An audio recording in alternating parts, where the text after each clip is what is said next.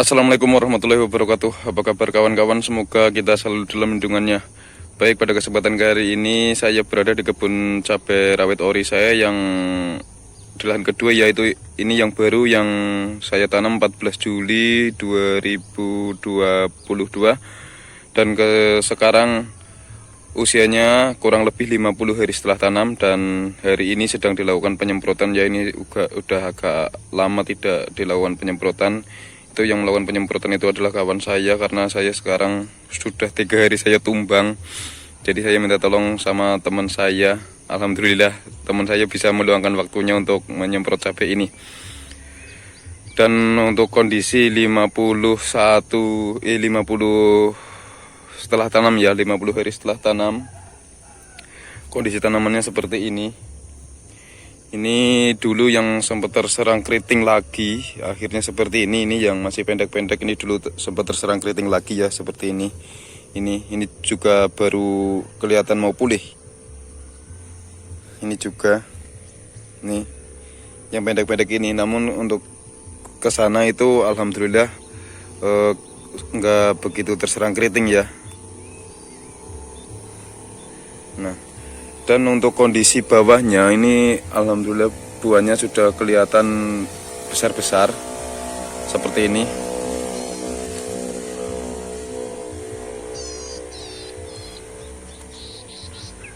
Dan alhamdulillah kondisi tanamannya saya rasa subur, walaupun jarang saya lakukan penyemprotan. Bisa dikatakan ini kurang semprot, ya. Namun untuk perkembangannya bagus. Nah, ini nanti saya akan kasih tahu amunisi yang saya gunakan untuk melakukan perawatan, ya, perawatan semprot kali ini. Nah, ini daunnya belum saya rempel, ya lur, karena terkendala waktu dan kemarin di kerjaan sibuk terus, pulang sore terus, nggak pernah saya lihat, nggak pernah saya tengok ini tanaman. Pas saya tengok sudah seperti ini aja, ya pangling lah seperti itu, ya. Nah, ini dalam satu cabang ada yang bunganya atau calon buahnya 3. Ini alhamdulillah nggak pada rontok, tapi ini rontok kalau ini. Nah, ini biasa, ya, kalau rontok 1-2 ini seperti ini itu biasa, karena dalam budidaya tanaman cabai pun itu kalau semisal semuanya jadi buah, kayaknya ranting cabai itu nggak kuat deh. Pasti ada salah satu, ya 1-2 itu yang rontok. Nah, ini. Dan kemarin banyak yang terserang crash atau istilah lainnya itu bercak daun. Kalau di sini sebutnya crash, ya. Ini ada, nah ini. Tapi alhamdulillah sudah membaik, sudah nggak merambat. Biasanya kan kalau bercak daun itu merambatnya cepat. Nah, itu kalau yang di sebelah sana nggak sesubur ini, karena di sebelah sana dulu itu terkena gosong daunnya itu 2 kali, kalau di sini itu sekali.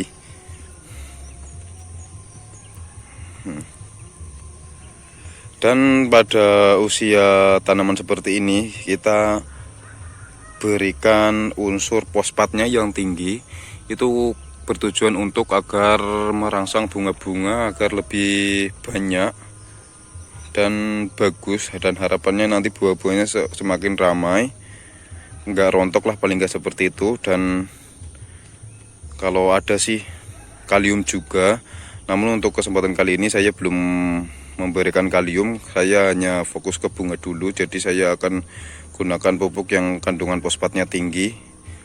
Namun pupuk sekarang nggak ada kaliumnya, ya, kandungannya, ya.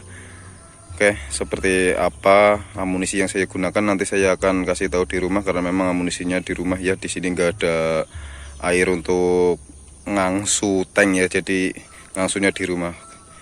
Oke, kita lanjut. Kalian subscribe dulu channel ini agar semakin maju dan berkembang, dan nyalakan loncengnya agar kalian selalu mendapat notifikasi pertama ketika saya upload video. Baik, sedulur, pada kesempatan kali ini cabai saya akan dilakukan penyemprotan yang ke-7. dengan usia cabai saya itu 50 hari setelah tanam. Untuk kondisi 50 hari setelah tanam itu sudah kelihatan buah-buahnya ya, yang di sebelah bawah atau cabang-cabang pertama, kedua itu sudah membesar, buahnya sudah kelihatan bentuk cabainya. Dan pada kesempatan kali ini saya akan melakukan penyemprotan. Yang pertama adalah untuk nutrisinya. Nutrisi karena cabai ketika berbuah itu pasti mengeluarkan energi yang besar untuk menjaga kualitas buah dan bunganya. Maka dari itu kita beri asupan agar cabai itu bisa melaksanakannya dengan maksimal. Dan untuk nutrisinya saya akan menggunakan Ultradap. Kenapa Ultradap? Karena dalam Ultradap itu terdapat dua unsur hara, yaitu nitrogen dan fosfat, di mana nitrogennya itu 12% dan fosfatnya 60%. Perlu Anda ketahui, ketika cabai fase berbunga itu sangat memerlukan fosfat yang tinggi, karena fosfat itu mampu merangsang munculnya bunga, sehingga fosfat mampu membantu cabai dalam proses pembungaan. Sebenarnya dalam usia segini juga memerlukan kalium juga, tapi saya memutuskan untuk kesempatan kali ini saya belum memberikan unsur kalium yang tinggi. Jadi saya akan memberikan unsur fosfatnya yang tinggi dan ada juga nitrogennya, karena pada fase usia 50 hari setelah tanam itu tanaman cabai berbunga namun juga masih mengeluarkan tunas-tunas baru, masih fase pertumbuhan juga ya. Jadi masih tumbuh terus namun sekalian mengeluarkan bunga. Maka dari itu saya memutuskan untuk menggunakan nitrogen untuk memacu pertumbuhannya dan fosfat untuk memacu pembungaannya, seperti itu ya. Dan untuk takarannya di sini ada keterangannya. Kalau fosfat itu sebentar saya carikan. Nah, ini untuk cabai. Cabai itu ada keterangannya 3 sampai 5 sendok makan per tangkinya ya. Jadi saya akan memutuskan menggunakan 3 sendok makan. Ya, tadi saya sudah bilang ke teman saya yang mau melakukan penyemprotan untuk menggunakan dosis 3 sendok makan. Nah, saya tidak akan melakukan pengoplosan ya, karena tadi sudah dilakukan penyemprotan sama teman saya. Saya cuma menerangkan apa yang tadi digunakan oleh teman saya.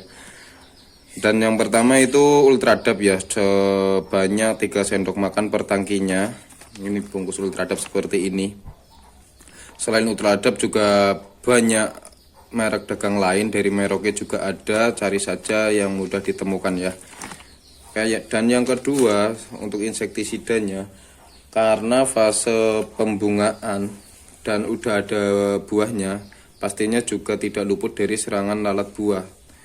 Sebelum terserang lalat buah maka kita cegah dulu, dan pencegahannya itu sama dengan pengobatan menggunakan insektisida yang berbau menyengat, yaitu saya sekarang menggunakan Destan atau bahan aktifnya Dimethoate.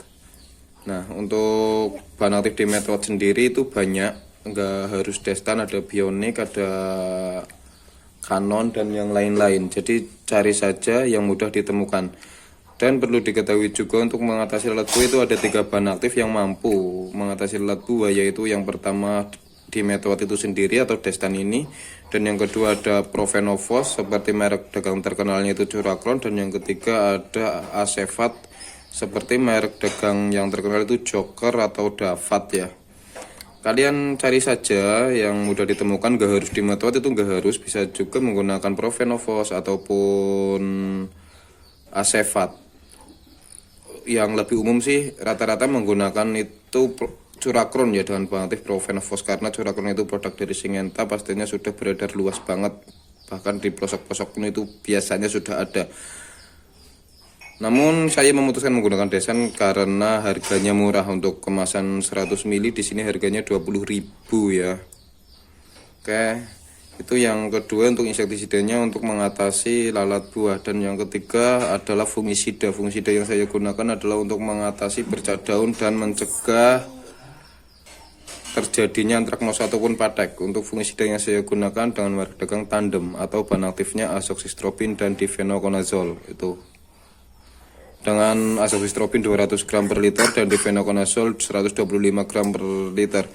untuk fungisida ini adalah fungisida yang sistemik, protektif, kuratif. Protektif kuratif itu maksudnya selain untuk melakukan pencegahan, ini juga dapat melakukan pengobatan ya.